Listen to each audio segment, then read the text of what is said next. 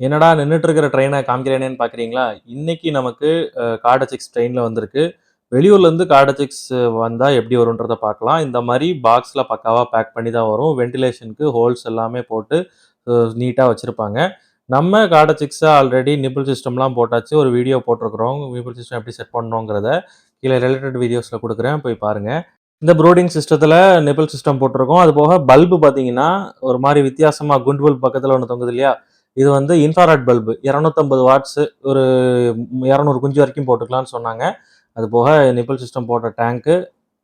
இந்த infrared bulb ஏன் வாங்கணும்னு பார்த்தீங்கன்னா, குண்டு பல்பு சீக்கிரம் 200 வாட்ஸ்ல நம்ம குண்டு பல்பு போடுவோம். லைட்டா தட்டுனாலோ, தண்ணி தெளிச்சாலோ உடைஞ்சிருது. அதனால தான் இந்த பல்பு போட்டிருக்கோம். இது நல்லா இருக்கு.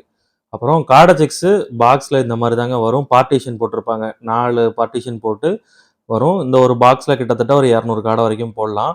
நெறைய பேர் டவுட் கேட்டிருந்தாங்க. நிப்பிள் சிஸ்டத்த கார்ட வந்து எப்படி உடனே குடிக்கும் அப்படின்னு சொல்லி கேட்டிருந்தாங்க. பாருங்க சிக்ஸ இறக்குன உடனே கார்ட ஜம்முன்னு தண்ணி குடிக்க ஆரம்பிச்சுருச்சு.